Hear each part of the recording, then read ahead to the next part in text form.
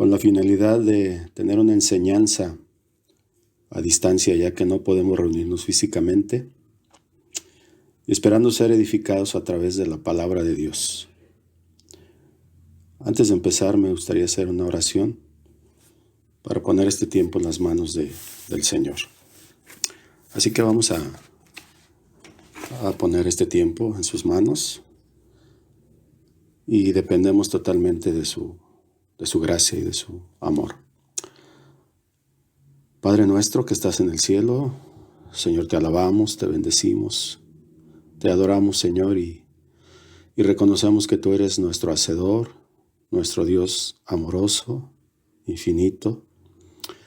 Te damos gracias, Señor, por esta oportunidad de exponer tu palabra, de edificar nuestras vidas a través de ella, y esperamos, Señor, que tu Espíritu Santo obre en cada uno de nosotros, sobre todo de los varones de Casa de Oración León, Padre.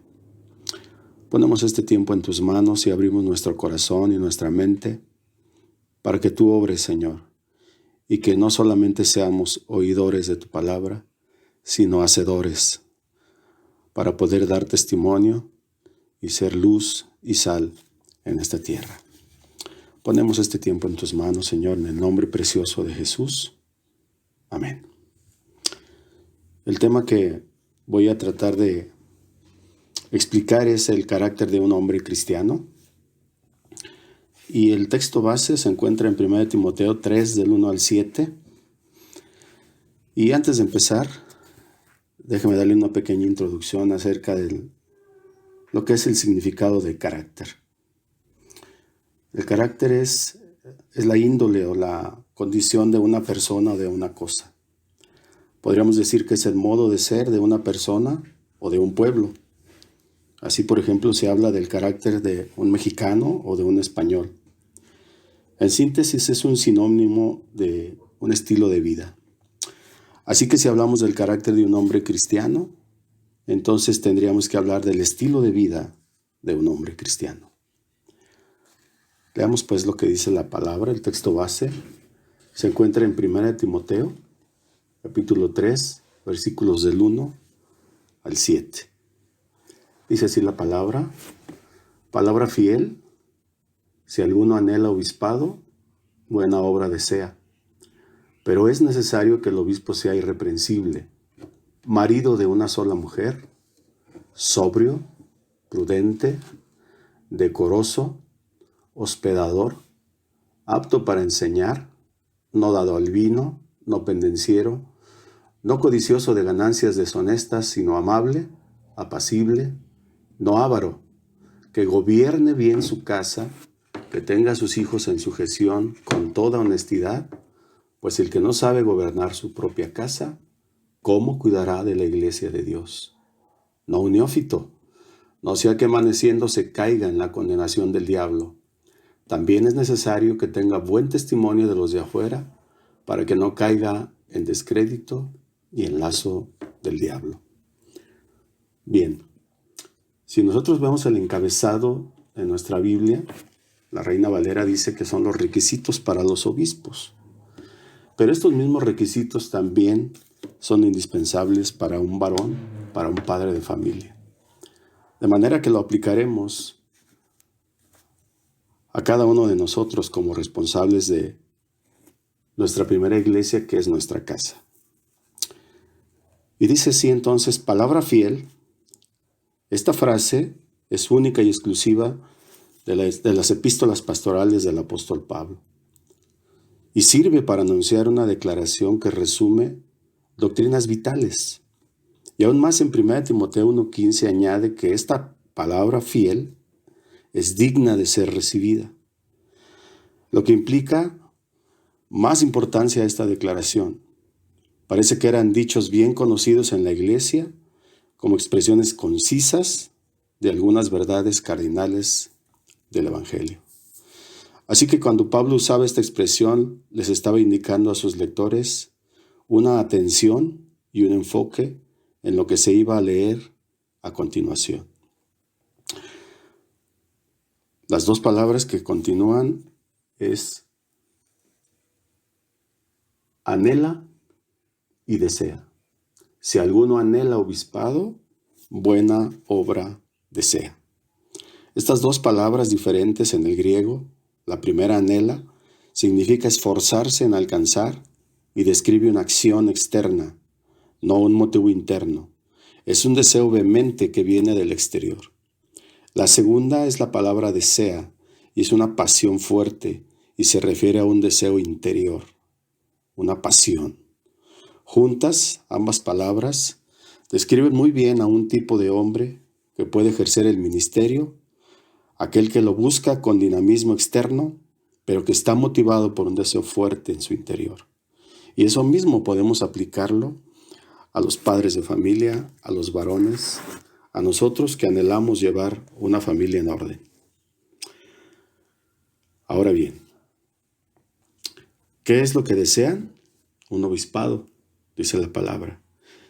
Y un obispado no es más que un supervisor, es el ministerio de supervisar. Identifica a los hombres que son responsables de conducir a la iglesia. Equivale a los ancianos que gobiernan bien y que son tenidos por dignos de doble honor, mayormente porque trabajan en predicar y enseñar. Bueno, esa misma característica es aplicable a los varones, a los padres de familia. Nosotros somos hombres que somos responsables de nuestra primera iglesia, que es la familia. Y si nosotros queremos ser dignos de doble honor, debemos orientar y debemos predicar y debemos enseñar la palabra de Dios a nuestra familia, empezando por nuestra esposa y por nuestros hijos. En 1 Timoteo 5:15 dice que son aquellos que trabajan entre nosotros y os presiden en el amor por causa de su obra. Os presiden en el Señor y os amonestan. Y dice que los tengamos en mucha estima y amor por causa de su obra. Así que en el Nuevo Testamento, anciano, obispo y pastor se utilizan de forma intercambiable para describir a los mismos hombres con funciones similares. Son responsables de liderar, de predicar y de enseñar, de ayudar a los débiles espirituales y de cuidar de la iglesia y de ordenar a otros líderes. Versículo 2 del capítulo 3 dice: pero es necesario que el obispo sea irreprensible, que sea irreprensible, pero es necesario. Esta es una expresión griega y significa que debe de ser. Debe de ser irreprensible. Recalca de forma inequívoca que llevar una vida irreprensible es un requisito indispensable para los líderes de la iglesia, pero también para el padre de familia. Es exactamente lo mismo. Irreprensible literalmente significa que no puede ser detenido en un sentido judicial como delincuente, que no exista una sola acusación válida que pueda presentarse en su contra. Es decir, un hombre, un varón que pueda caminar libremente por cualquier lugar y que no tenga que ser sentenciado ni detenido por nadie. En el ámbito espiritual, significa que ningún pecado oculto ni flagrante pueda tachar la vida de un líder, porque debe de ser un ejemplo de su congregación, un ejemplo que la congregación debe de seguir. De igual manera, en la familia. El padre de familia no debe tener ningún pecado oculto ni flagrante que pueda tachar su vida, porque él debe de ser un ejemplo para su esposa y para sus hijos. En el versículo 10 dice que estos líderes deben ser sometidos a prueba, primero, y entonces ejercer el ministerio si son irreprensibles. En el Antiguo Testamento, en el Salmo 101:6, el mismo Señor nos habla a través del salmista y nos dice: mis ojos pondré en los fieles de la tierra para que éste me sirva. De manera que este es el requisito primordial para los ancianos y para los padres de familia, y el resto de las cualidades profundizarán los detalles de lo que significa ser irreprensible. ¿Cuáles son esos otros detalles? Bueno, significa, o dice aquí la palabra, marido de una sola mujer.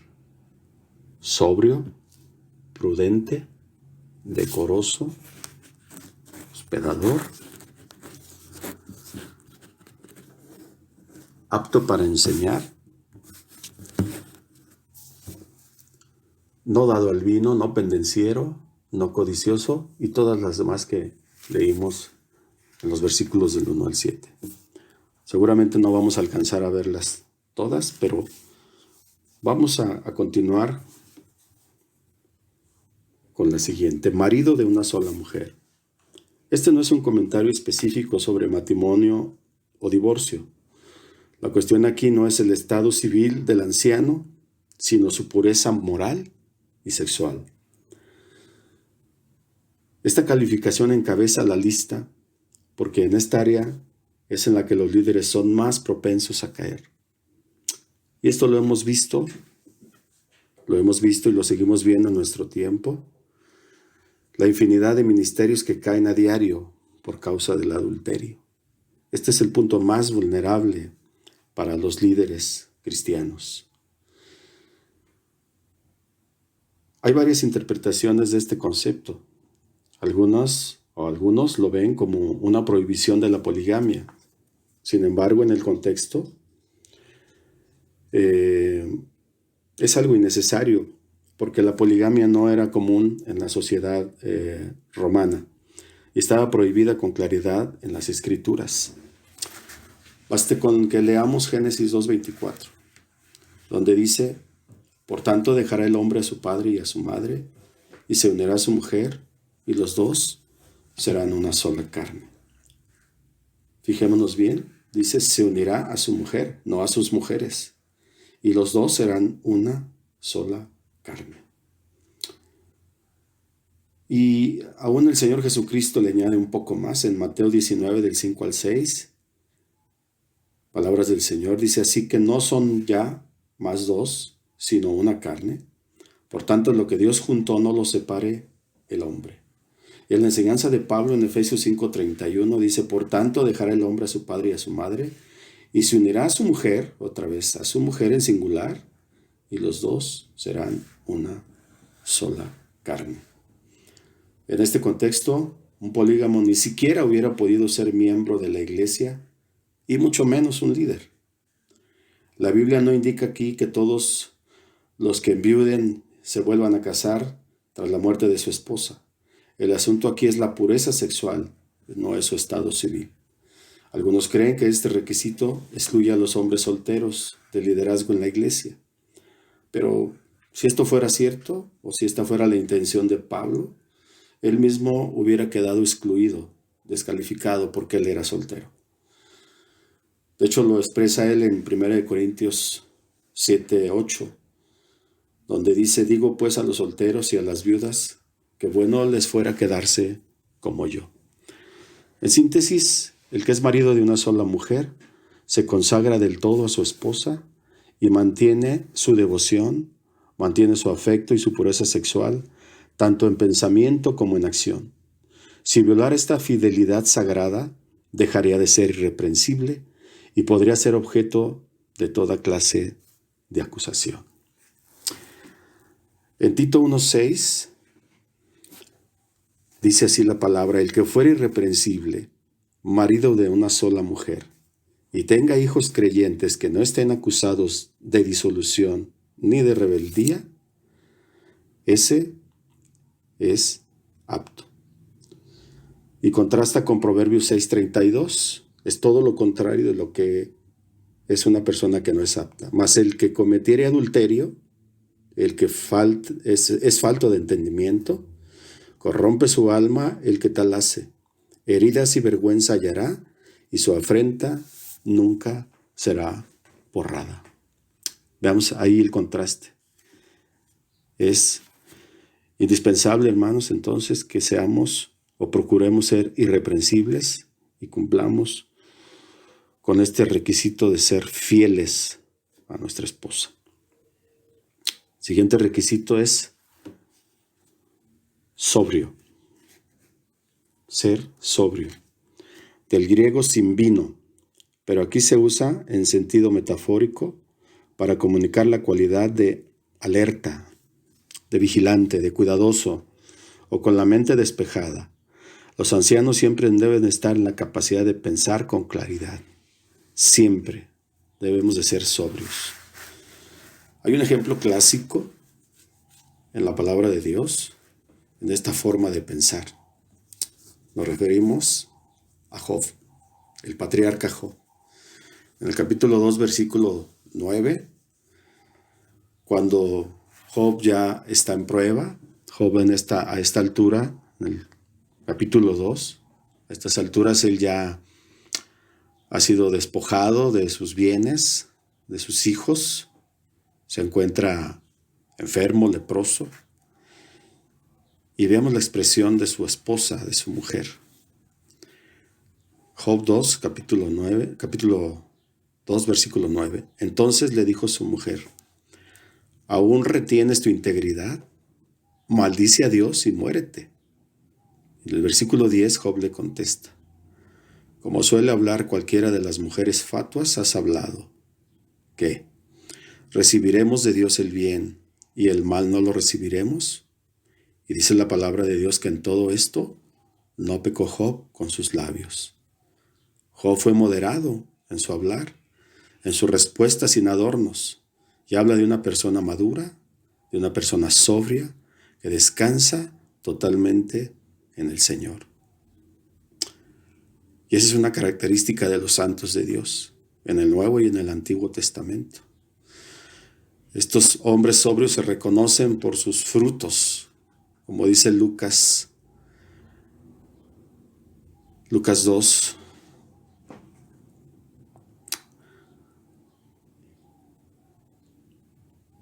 Ok. Hasta ahí esta parte de la sobriedad.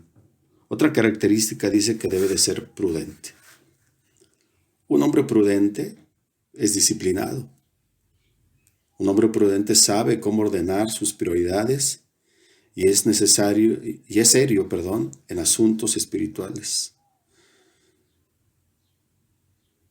Podemos ver ahí en 1 Samuel 16. 1 Samuel 16,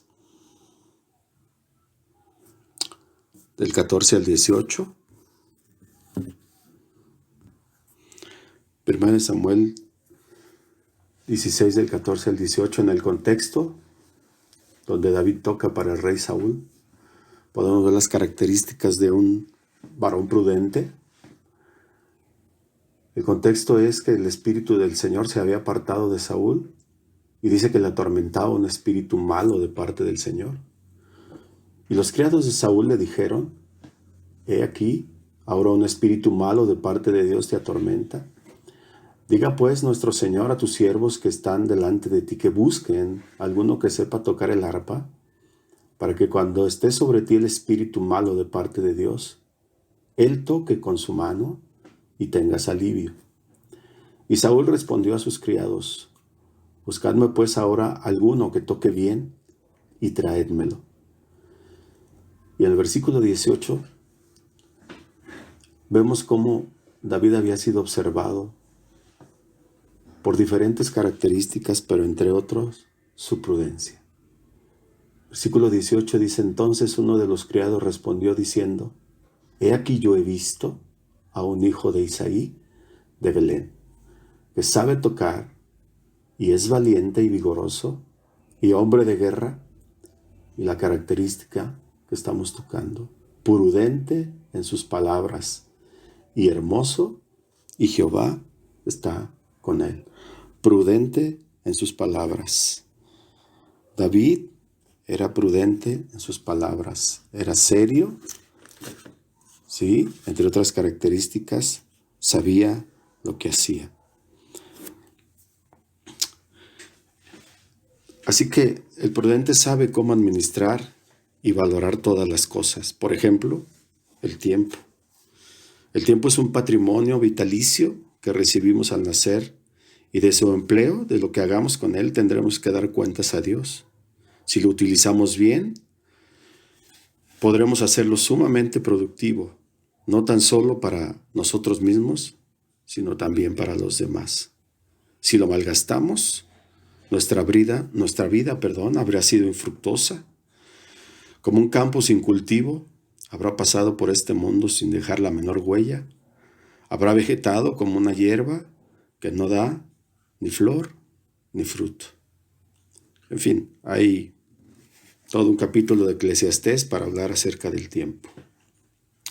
Bien, otra característica es decoroso, del griego ordenado o de buena conducta. Un hombre cristiano debe de llevar una vida ordenada, no una vida caótica. Si no puede ordenar su propia vida, ¿cómo puede ordenar su casa? ¿O cómo puede ordenar la iglesia? Alguien que actúa con decoro es aquel que actúa con honor, que actúa con respeto hacia todas las personas, con recato, con pureza, con honestidad hacia el prójimo, con decencia, en otras palabras. Un hombre decoroso es aquel que entiende que la honradez no consiste únicamente en no robar, ni en recibir dinero que no sea legítimamente ganado, ni en resistirse al soborno, sino también en la rectitud y en la corrección con que se ejecutan los actos de la vida y se cumplen los deberes que la moral social impone al hombre, y sobre todo, cumplir con lo que dice la palabra de Dios. Y Dios dice en su palabra, no os engañéis, Dios no puede ser burlado, porque todo lo que el hombre sembrare, eso también cosechará. Entendamos bien que si ejercemos un oficio o desempeñamos un empleo y no le dedicamos las horas estipuladas en el contrato que firmamos, o si no hacemos bien nuestro trabajo, lo que se nos encomienda, estemos conscientes de que robamos el tiempo y el dinero al que nos paga y por consiguiente no estamos siendo honrados. La honradez es siempre digna de elogio, aun cuando no reporte utilidad, ni recompensa, ni provecho. Eso lo decía Cicerón. Ok. Hay otras características de las que nos habla aquí 1 Timoteo, pero seguramente las tocaremos en otra ocasión. Vamos a quedarnos para otra enseñanza en la palabra hospedador. Hay muchísimo que hablar acerca de esta palabra. De entrada significa amar a los extraños. Y esta era una ordenanza que Dios les daba en el Antiguo Testamento al pueblo hebreo. Es amar a los extraños y también tiene que ver con amar aún a nuestros enemigos. Pero de esto hablaremos la próxima enseñanza, si Dios nos lo permite. Espero que haya sido de edificación esta pequeña porción de la palabra y esperemos que haya sido entendible. De manera que quiero orar y dar gracias al Señor por esta breve enseñanza. Espero que haya sido de edificación para cada uno de nosotros. Vamos a orar y darle gracias al Señor. Padre, te damos muchas gracias por este tiempo. Gracias, Señor, por esta pequeña porción de tu palabra. Yo espero que hayamos sido edificados, que hayamos crecido en nuestra vida, en nuestro corazón, en servirte a ti. Espero, Señor, que mis hermanos hayan tomado este tiempo para escudriñar tu palabra y que hayas puesto inquietud en ellos para cumplirla. Gracias te damos, Señor, en esta hora y